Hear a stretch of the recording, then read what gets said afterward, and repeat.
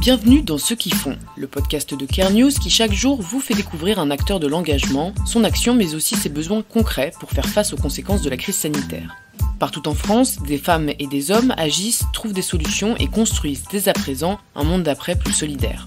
Mais pour faire, les acteurs de l'engagement ont besoin de vous. Même confinés depuis votre canapé, vous pouvez les soutenir et ainsi faire partie, vous aussi, de ceux qui font. Quel métier vouliez-vous faire à 13 ans ? Est-ce le métier que vous exercez aujourd'hui ? Probablement pas. Pourtant, aujourd'hui, les jeunes sont contraints de se positionner très tôt sur les choix d'orientation. Mais comment faire des choix, et surtout ses propres choix pour l'avenir, quand on ne sait pas du tout ce que nous réserve le monde professionnel ? On en parle aujourd'hui dans Ceux qui font avec Isabelle Andrieux, déléguée générale de Crée ton avenir. L'association s'est donnée pour objectif de permettre aux collégiens et lycéens fragilisés de pouvoir choisir et construire leur projet professionnel. Cet épisode a été réalisé avec le soutien de Total Foundation, programme mondial de solidarité.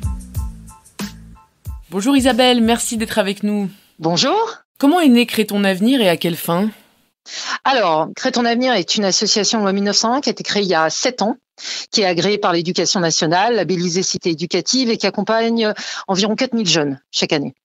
Notre engagement, il est que chaque jeune, donc collégien, lycéen, en priorité fragilisé, ait les moyens de créer son propre avenir professionnel avec confiance et envie.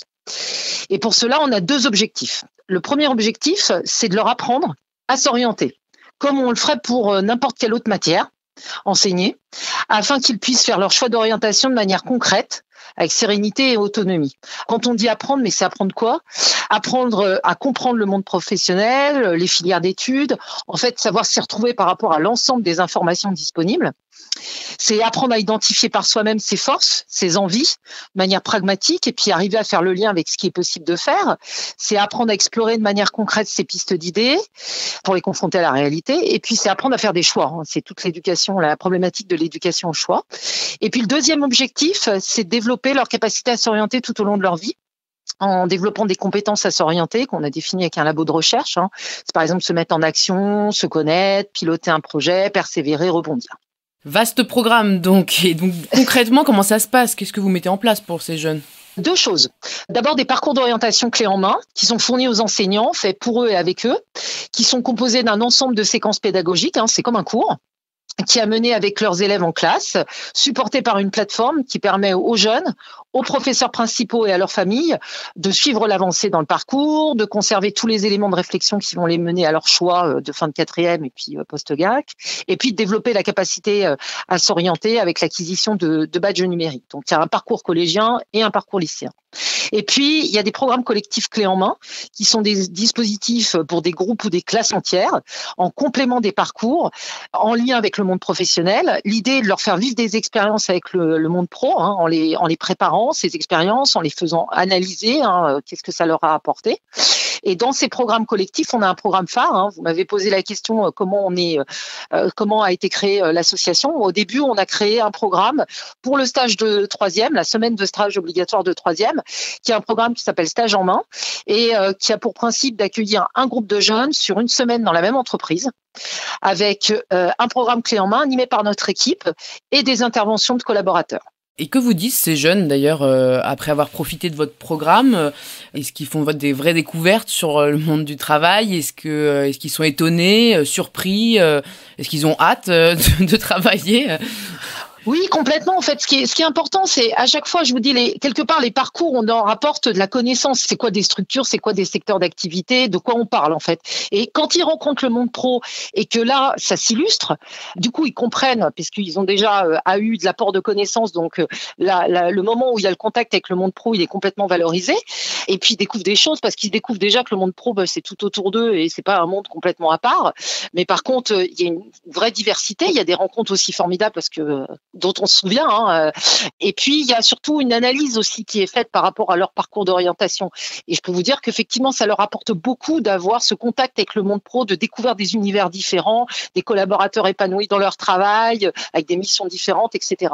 Oui, et puis c'est vrai qu'ils doivent faire des choix de plus en plus tôt. Et c'est vrai que vous parliez tout à l'heure de former des équipes éducatives pour accompagner au mieux les jeunes. C'est vrai que c'est capital, parce qu'on a tous le souvenir, je crois, chacun d'une conseillère d'orientation ou d'un conseil de classe où on a pu subir l'orientation. Absolument. Là, l'idée, c'est vraiment d'accompagner les enseignants, de les équiper avec tout ce que je vous ai expliqué sur les parcours, c'est-à-dire kit pédagogique, plateforme, etc. Mais c'est effectivement de les former, de les accompagner tout au long de l'année scolaire, parce que les parcours, c'est sur une année scolaire. Donc, de les accompagner, de les suivre pour qu'il y ait vraiment un travail collaboratif et constructif avec eux et qui soit finalement dans leur position, qui doivent être d'accompagnants à l'orientation, mais qui mènent concrètement à des choix d'orientation qui soient justement choisis, argumentés, que les jeunes sachent pourquoi ils ont fait ce choix-là et pas celui d'à côté, et donc ils ne le subissent pas, très clairement. Et Crée ton avenir existe dans toute la France aujourd'hui ? Alors en fait, on a 2 antennes, une en Île-de-France qui est le siège et puis une en Hauts-de-France. On intervient un petit peu partout en France en fonction des demandes des partenaires et on a une vraie ambition effectivement à couvrir le territoire national au travers d'antennes dans différentes régions. Les prochaines antennes qu'on souhaite ouvrir, nous, c'est sur Auvergne-Rhône-Alpes et sur Grand Est. Et alors, quel a été l'impact de la crise sanitaire sur votre activité ? J'imagine que ça n'a pas dû être simple, étant donné que vous intervenez quand même auprès des groupes et auprès des jeunes. Et non, effectivement, pas simple du tout. D'abord, il y a eu la première vague avec le premier confinement, où là, on a eu l'annulation d'une vingtaine de programmes collectifs en présentiel. On a eu également la mise en suspens par nos financeurs de demandes en cours et des fonds qui ont été réguliers à juste titre vers le milieu de la santé, vers des associations de première nécessité. Tout ça conduit à une perte de financement très importante, de l'ordre de 120 000 euros. Donc ça, c'est la première phase. Et puis la deuxième phase, là, qu'on est en train de vivre, on vit une incertitude sur la poursuite des actions collectives dans un contexte où pour les établissements, c'est très compliqué. Il y a le Covid, il y a aussi les impacts par rapport à ce qui s'est passé pour Samuel Paty. Donc, il y a tous ces éléments. Il y a le stage de 3e qui est rendu facultatif. Donc, effectivement, les chefs d'établissement se posent la question du maintien ou non du stage. Et puis, des financeurs qui sont finalement aussi très impactés par la crise et qui gèlent ou ralentissent leurs actions solidaires. Oui, donc on l'a compris, c'est compliqué pour tout le secteur associatif et pour Créer ton avenir. Alors comment est-ce que vous avez malgré tout réussi à vous adapter un petit peu à cette situation inédite ? Alors, ce qu'on a fait, c'est qu'on a accéléré la digitalisation de nos programmes. Évidemment, on avait lancé en 2019 le parcours lycéen, qui est avec une plateforme qui avait engendré beaucoup de coûts de développement et d'ingénierie pédagogique. Et on s'était dit que pour le parcours collégien 4e, 3e, on attendrait la rentrée 2021, ce qui nous laissait le temps de travailler c'est beaucoup de travail au niveau ingénierie pédagogique et c'est aussi au niveau digital, beaucoup d'investissements. Or là, il a fallu accélérer le mouvement.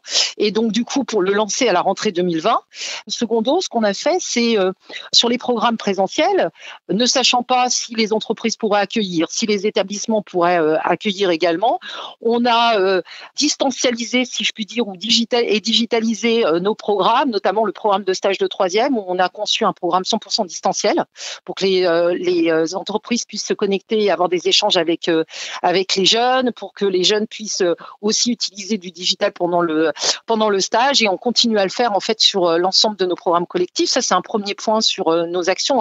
On a modifié 90% de notre corps programme, ce qui est quand même très important. On a recommencé, c'est pas qu'on a redébuté, mais quasiment.